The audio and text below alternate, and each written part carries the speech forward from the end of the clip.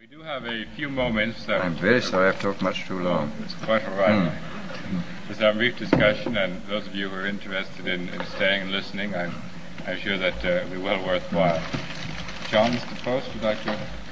Well, I'm afraid my question shows a certain optimism which may not be justified. In a way, your quote from Haussmann that malt does more than Milton can to justify God's ways to man indicates that my remarks may show that I'm looking into the pewter pot to see the world as the world is not. At any rate, I'm a bit worried about your picture, or the picture you paint, that the future may contain a number of monolithic scientific dictatorships, and that there may be a groundswell in this direction, a groundswell caused by the human tendency to seek pleasure where it can be found. But I'm struck by the fact that movements of that sort are always far more complex than any of our attempts at characterizing them. And I think that perhaps in this complexity lies a ray of hope, that the future may not contain such monolithic scientific dictatorships, and that the developments which we can expect in light of the various technological achievements you mentioned may not lead in the direction of scientific dictatorships in the way you indicate. That this may depend to a great extent upon the nature or the characteristics of the nations in which these results are first introduced. In other words, my question really is, when you project into the future and you say that the chances are very great of dictatorships of this kind occurring, could you qualify a bit more what the chances are? Well, I say I don't think the chances are very great. I think they are there. And I would think that one of the reasons why we may get more dictatorships than we like lies in quite a different field. I mean, with large parts of the world increasing at 3% per annum in the population, goodness knows what is going to happen. I mean, for example, I was in India last autumn, and of course this is unutterably depressing, the enormous poverty, and the depression grew a great deal with the announcement just when we were there that the United Nations had come to the conclusion that its earlier estimates of the increase of the Indian population were very much too low. The estimates had been in the neighborhood of 1.7% per annum, which is about the same as the United States, which had to be corrected up to 2.2 or 2.3, which I think doubles the population in about 32 years. And of course there are large parts of the world where the increase is fully 3%, and in certain parts of the world even 4%. I mean, 3% doubles the population in 24 years, and 4%, I forget, in about 16, I think. But it seems to me that the danger in regard to dictatorship arises with as the population presses more heavily upon resources, and as the rising tide of expectation, which certainly exists in these underdeveloped countries, is frustrated, as undoubtedly it is going to be, because it is almost impossible to make any development which shall catch up with, much less go faster than the population increase. So we may get a great deal of social unrest, and of course social unrest leads first to chaos and then to dictatorship. I mean, I think that the prospect of some kind of dictatorship, either military or communistic, I think in most cases more likely military, it seems to me very great within the next 15 to 20 years.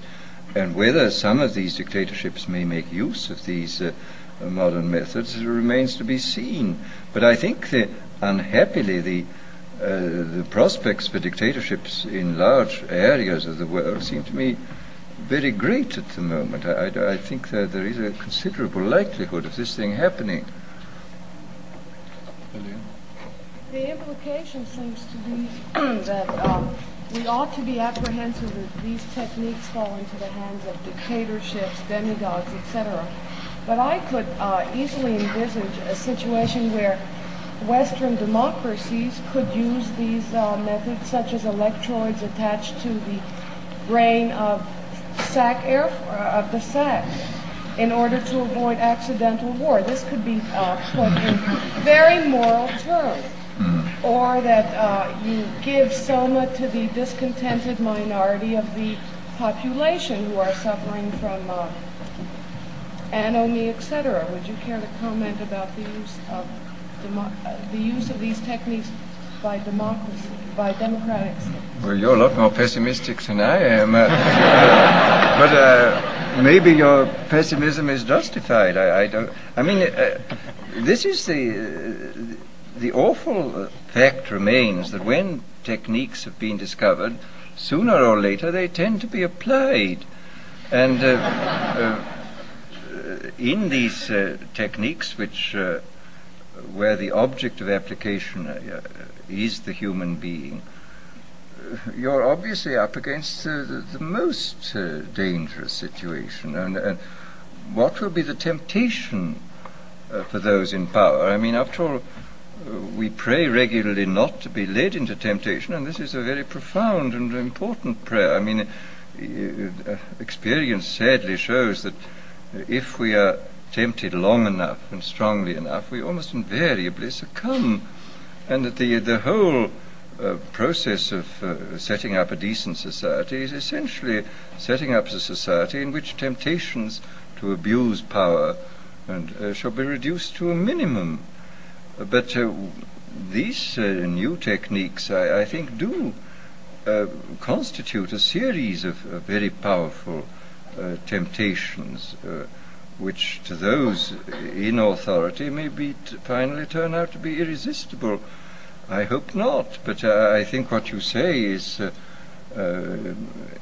something which we have to think about. I mean, that this might be applied with justification, as you say, in the highest patriotic and moral terms, even in democratic societies. I trust not, but one never knows, particularly under conditions of extreme military stress. It would appear, sir, that the type of dictatorship which you have outlined for us here today, and more detail in the Brave New World, would tend to be self-perpetuating unless there's a rise such a sharp social crisis as to disrupt the pattern of authority and break the hold which is being passed on from one generation to the other in these terms. But it would appear that the type of social crisis involved in large-scale warfare, whether it be nuclear warfare or otherwise, or the type of crisis involved in widespread famine, etc., would tend to disrupt this pattern of dictatorship. Therefore, would you say that it's necessary to have a high degree of social stability in terms of economic conditions, in terms of world peace, before a dictatorship of the sort you have described for us would be able to really imprint itself upon a population? This, I think, is very important. I mean, I think it's obvious that such a dictatorship, if it were going to survive, would have to guarantee the adequate food supplies. I mean, I think... and whether it could in fact do this while the kind of international tensions, whether we can expect a long-lasting dictatorship within the context of nationalism, I don't know. I don't think so. I think we can expect dictatorships to arise, but not long-lasting ones. I mean, I think that even the best organized dictatorship within the context of nationalism is likely, as you say, to lead to break itself down, because one side of the paranoid state of mind will lead it into conflict, and which will, of course, destroy it, finally destroy it. I mean, this is a very important point. And then, of course, another point which was made by Sir Charles Darwin in his book, The Next Million Years, which I think was one which, in different terms, I envisaged in Brave New World. I mean, he points out that the human species is still a wild species. It has never been domesticated. I mean.